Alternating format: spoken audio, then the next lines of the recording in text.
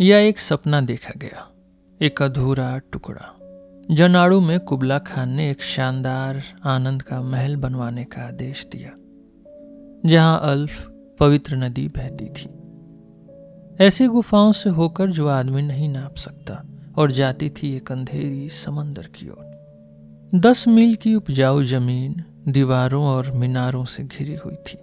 वहां बाग थे जिनमें छोटे छोटे नाले बहते थे, जहां खुशबूदार पेड़ खिले हुए थे, और वहां जंगल थे बहुत पुराने, पहाड़ों जितने पुराने, जो धूप भरे हरे टुकड़ों को घेरते थे। लेकिन ओह, वो गहरी और रहस्यमय दरार जो हरी पहाड़ी में सीधी उतरती थी देवदार के पेड़ों के नीचे।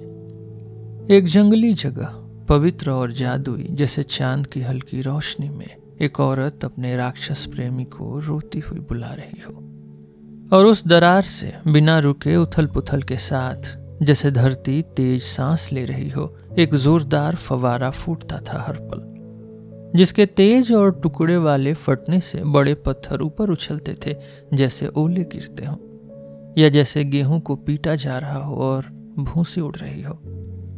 और इन नाचते पत्थरों के बीच हर पल पवित्र नदी ऊपर उछलती थी। 5 मील तक वो पवित्र नदी घूमती रही, पेड़ों और घाटियों के बीच से होती हुई, फिर पहुंची उन गुफाओं में जिन्हें कोई नाप नहीं सकता, और शोर के साथ समंदर में समा गई जो मरा हुआ था। और इसी शोर के बीच कुबला ने दूर से अपने पूर्वजों की आवाजें सुनी जो युद्ध की भविष्यवाणी कर रही थी। आनंद के महल की परछाई लहरों के बीच में तैर रही थी, जहां फवारे और गुफाओं की मिलीजुली आवाजें सुनी जाती थी। ये एक चमत्कार था, एक अनोखी चीज। धूप से भरा आनंद का महल बर्फ की गुफाओं के साथ। एक लड़की जिसके पास संगीत का बाजा था, मैंने उसे एक सपने में देखा था।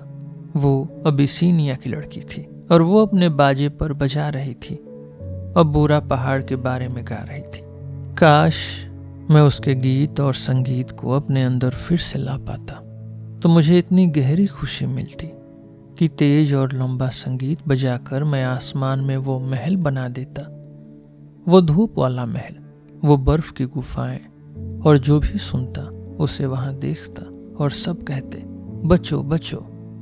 उसकी चमकती आंखें, उसके उड़ते बाल, उसके चारों ओर 3 बार घेरा बनाओ, और पवित्र डर से अपनी आंखें बंद करो, क्योंकि उसने मधुर रस खाया है और स्वर्ग का दूध पिया है।